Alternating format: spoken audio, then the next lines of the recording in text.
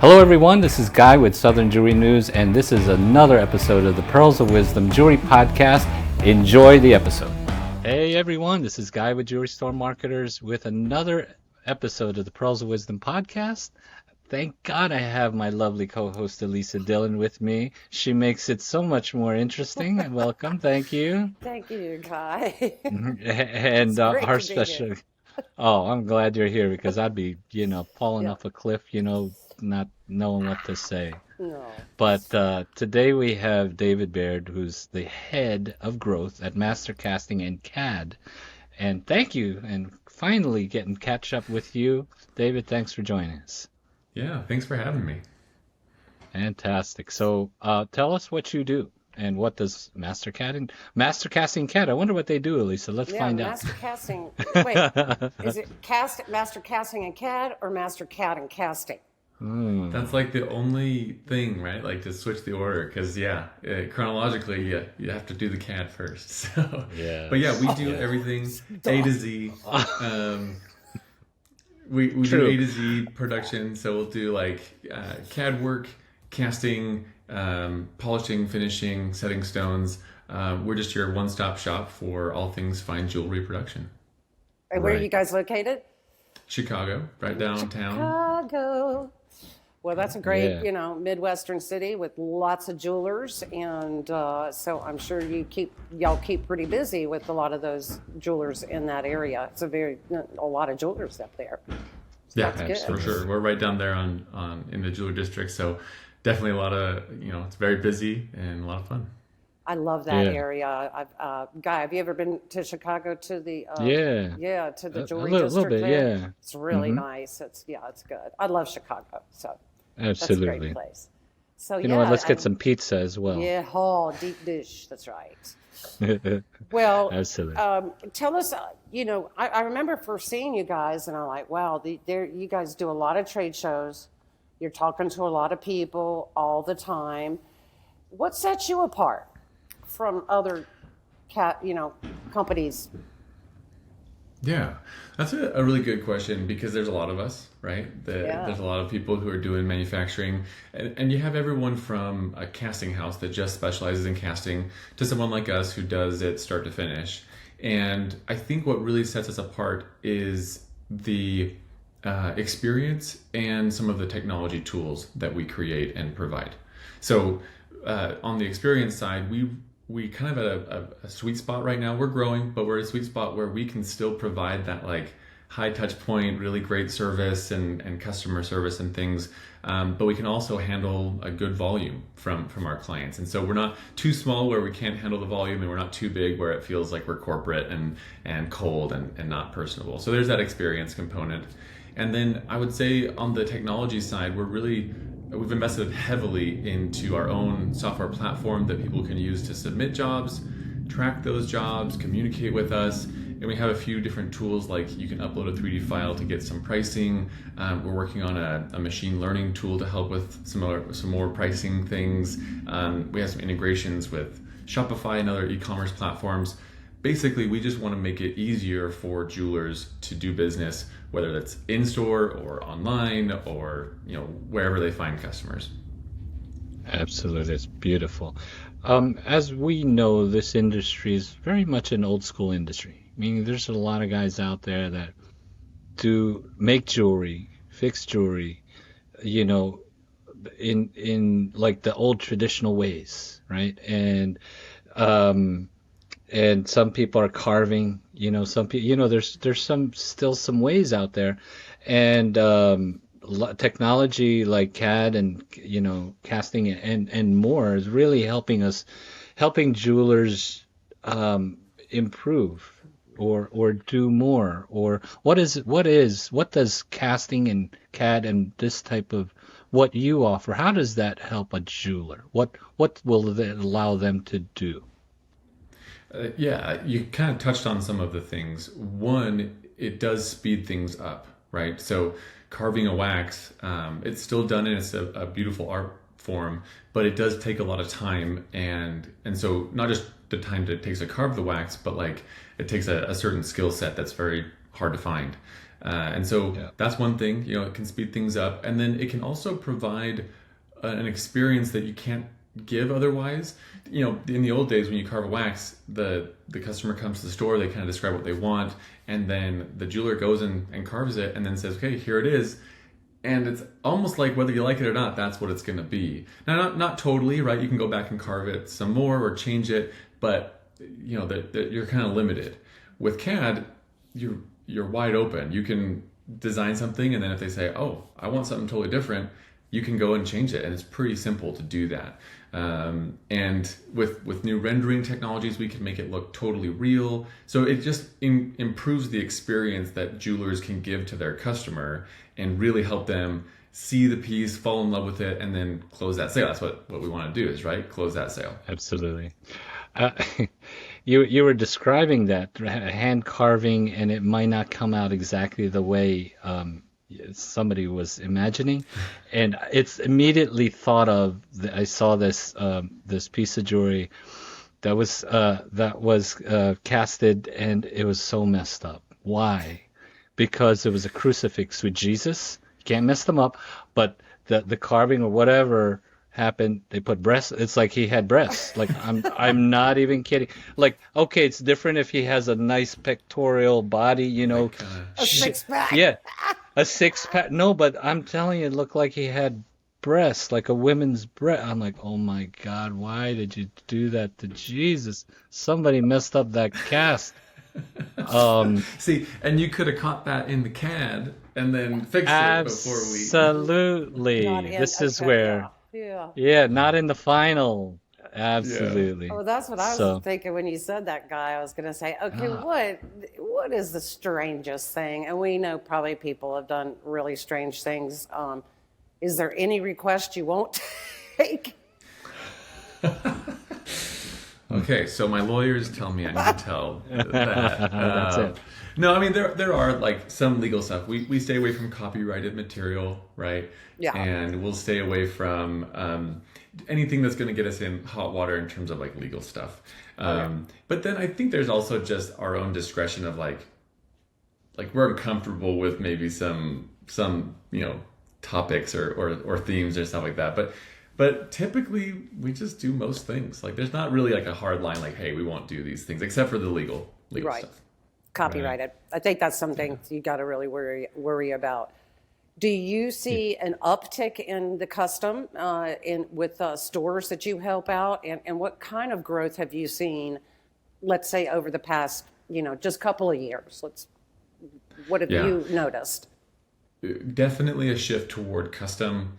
And it's both perceived custom and actual, like totally custom. And what I mean by that is customers want to feel like they're not just getting something from the case, but most of the time they still put together a shank with a halo and a center stone, right? It's still pretty much the same as what we've seen 1,000 times, but they feel like they were able to take some of the elements they saw in a few different pieces and put them together. So definitely a huge shift toward that.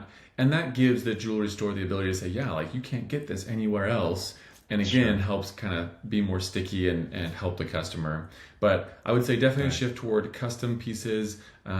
Definitely that's been growing over the last few years. But I would say over the last 10 years, I would say that's been a steady increase toward custom. Right. Yeah, I think just a lot of the young guys right now that I'm talking to about when they want to get engaged and they're, asking me for advice, what's the different lab grown or grown, or should I make it myself or get it? These young guys love the idea that they had a hand in it, even if they just brought them a picture saying, oh yeah, my girlfriend likes this and I want this. And you sit down and say, well, maybe she'd like that. They have a hand in it, whether they're picking the diamond out themselves and or helping with the design. One time I had a friend, he actually drew it on a napkin when we were at, a cocktail hour and said, yeah, I want this. Who do I take to make this? So, and that was 10 years ago. So again, I'm with you. The last 10 years, it has just boomed. And I think there's nothing better than telling a young man, look, this was designed, you had a hand in this. So when they go to do it, they're like, yeah, well, I helped design it. It really, the fiance is just over the hills. You really took the time to do that. That's such a good selling tool for people out there in retail. Why don't you do custom? Then you have a hand in it. And then she knows that you actually did this and that. I think that should happen more, because that it really does give the buyer that experience like no other. It's not like going into Jared's and picking out, this and that. But and to go back to the example I gave, where they have the halo still, and it's still basically the same ring. What they can do though is those sentimental or personal touches. Maybe you add the initials in the under gallery, or maybe you are using different metals that are significant to them. A combination of yellow and white gold. And so exactly what you're saying is it helps them feel like it's special and unique to them. And again, that can raise the ticket price for the jewelry store, right? Mm-hmm. It can raise customer retention because they're just totally thrilled with the experience. Right. And then they come back and buy again. And so, you really want to make it so that the customer loves the experience they get. And custom is a unique way of doing that. Yeah. Yeah, absolutely. So if a jeweler, wants to level up and be able to provide and really have these capabilities, create whatever comes, idea that is brought in front of them, now they're considering, okay, the investment, the knowledge, the training, et cetera, et cetera. How does that stack up to, let's say, just working with you guys? Yeah, that I think is the main point, because if you do want to do it in-house, there's a lot of benefits to doing that. It gives you full control. It gives you flexibility, right? Like, typically if you had everything in-house, you could do CAD, you can print and cast, you can do all in-house, then you could do a fully custom piece in less than 24 hours, right? So there's a lot of benefits to doing that. The hard part is it's very expensive, right? The equipment is expensive, the software programs are expensive, but probably the hardest one is just the know-how and the experience of having someone that knows how to run the CAD program and can do the 3D printing. I mean, you're talking hundreds of thousands of dollars in equipment, and probably as much in training your employees or yourself to be able to run the equipment and to do the software and things like that. So there is that hurdle, and that's why working with someone like us is especially a good starting point, is that you can get into it with almost zero cost, right? There's no cost to have an account with us. You can send us a job right away and we can custom make it and give you the ability to offer that to your customer without having to have that big investment of money and time. Right. And it is important that independent jewelers, mom and pops particularly, have a partnership with someone for custom. And, there's a lot of options out there. I think you need to find the partner that you want to deal with that gives the best, customer service or experience. And of course, pricing is always very, very important to the independent jeweler. But what do you see, let's just say for next year, 2026, what do you see happening, or what's new for, casting and CAD people out there? That is a really good question. So I think I would say that you're going to see a shift, we're going to continue to see the trend of more people using AI. And specifically, I think it's really great. Jewelry stores and their staff are getting really clever at how to use these AI tools to generate imagery and pictures of what the customer might want. And that's great, because then they can have the customer right there and have this interactive experience. And then once the customer says, yeah, that's what I love, they can send that to someone like us, the pictures, and then we can create it in 3D and actually make the piece. So I think we're going to see an increase in that, right? As the tools get better, we're going to see that more. And then I think we're going to continue to see lab grown be used a lot. That's been exploding. I think that's going to continue. It's going to be fun to watch and see what happens with prices and see what happens to natural diamonds and things. So it's going to be interesting, but I think that's going to continue as well. So I think those two things for sure. Fantastic. I've seen some of the AI generated like jewelry designs, and some of them are a little wacky, right? I mean, just a little out there, right? Yeah. You're like, oh my gosh, I mean, and But they do make yeah, mistakes, that's for sure. I mean, any AI, they absolutely. will make mistakes. I've tried some of the imaging myself, and I'm like, that's not what I wanted. But yeah, it's fun to play around in, and that's right. AI is going to make a big difference, and maybe Yeah, help with the creative process for that sure. customer. Even they were like, hey, I've been on AI, I did this, and that just Yeah. shoot, that saves the jeweler at least an hour sitting down there trying to drag out what this person Yeah, wants. absolutely. So I do see that. One day I want to, I don't know if it'll happen, but one day I want somebody that says, surprise me. And then it goes, surprise, hit that button. I want this, this, and this, or hit the surprise me button. I like And it. you get what you get. It's like a Cracker Jack box, and then you sit. Well, I'd be that person that would say, surprise me. You That's it, and know, you're like, oh, wow. Oh, wow, I'd this be is like, fantastic. surprise me. I got enough jewelry. Just if it's weird or wacky, surprise me. That's it. Why Well, not? surprising. For I think it's sure. going to be fun too to watch jewelry stores to figure out how to use this to do further sales. Like Elisa was saying, she's got enough jewelry that she could kind of play around with that. And I think jewelry stores are going to get creative and say, hey, I want to get them to come back for birthdays or anniversaries or things. And I'm going to use this AI tool to come up with clever ideas or interesting ideas that I can send to Absolutely. my customers. Yeah. So Wow, yeah, that's going to be fun. yeah, that's insightful for sure. I think you're right on the money with that. Well, and I think Yeah. there's going to be a lot of tools that come out that have AI or machine learning as like a part of them, but they aren't Yeah. obviously AI. One of the things that we're building is the ability for a jeweler to just grab a photo and drop it into this tool, and the machine learning will analyze it because we've trained it. We've trained it on the thousands and thousands of styles that we've designed. And it'll analyze it and say, okay, it's got some 10 pointers. It's got this center stone. It looks like this metal. I estimate it's gonna be this weight, and it'll do that all off of just an image, and it'll give you a really good idea of cost. And that way, a jeweler can use that tool right there with the customer and say, kind of drop it in. They already have their markup in the back end, and then they can just say, here's your price, and that's gonna also kind of give the customer like, wow, like that. That's just off of an image, and maybe that image was generated by AI. So Yeah. there's going to be lots of tools that are built that way. Yeah. Yeah, that sounds It's very exciting. I Sounds love all very that exciting. stuff. It's so nerdy and cool too. You know what I mean? It's like the nerds. My son has 3D printing machines. And I'm like, we could print out some jewelry designs on here, because 3D printing is part, I guess.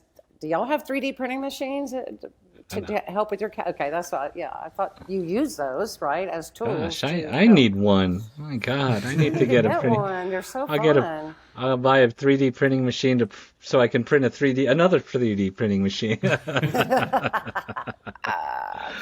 Well, David, I want to ask you, okay, so the owners it's a family owner and operated business, correct?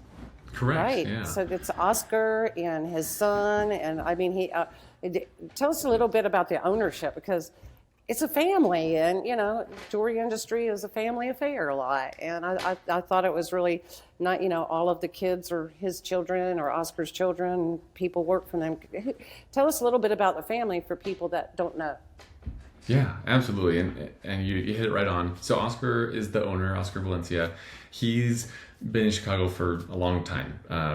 And lived there. He's been in the industry since he was a kid. His family was in jewelry, and so he's done it for a very long time. He started Master Casting CAD over 20 years ago, and has been serving Chicago and the whole nation since then. And Oscar Jr., his son, is now entering the company. He's been basically going from department to department, from like just learning everything, right? Yeah. Just your classic story of passing it on to the next generation. And it's really awesome to see that, because you're right. It mirrors what our clients are doing, right? We have clients who are fourth, fifth generation jewelry stores. And so it's a really almost a beautiful thing. Like, oh, we're the same, Yeah, that's it. And I think people in the jewelry industry really, really do appreciate that, and enjoy working with that type of atmosphere, not energy family, because their stores being passed down. That's what Georgia. So many layers of generations in the jewelry industry. So that's cool. But yeah, great family, very nice when I've met them. I know you guys do a lot of trade shows too. That's how you probably meet a lot of your face-to-face nowadays. It's face-to-face marketing, which is probably the best way to meet people, is to do trade events. And I think Master Cat, y'all do a lot, I think. And why don't you run down where people might be able to see you in 2026? Yeah, so some of the ones we're at this year, we're going to go again next year. We're at all of the main ones. So we're going to be at JIS in Miami. We'll be at JA in New York. We'll be at the AGTA in Tucson. We'll always be at JCK, of course. We're at the Atlanta show in the spring and the fall. So lots of these have spring and fall shows. We go to both. Right. So we'll be in Atlanta. We'll be at we just finished the in-store show a few weeks ago, and Guy was just saying, I don't know if they're going to do it again. So, but if they are, we'll be there. And yeah, so we go to lots. I was just telling Guy earlier. Are you in any buying groups, RJO or IJO, CBG, any of those? We actually are in talks with all three of those, Okay, RJO, good. IJO, and CBG. There you I was go. telling Guy off camera that we want to make sure that we are going to be able to provide a really great and consistent experience to those groups.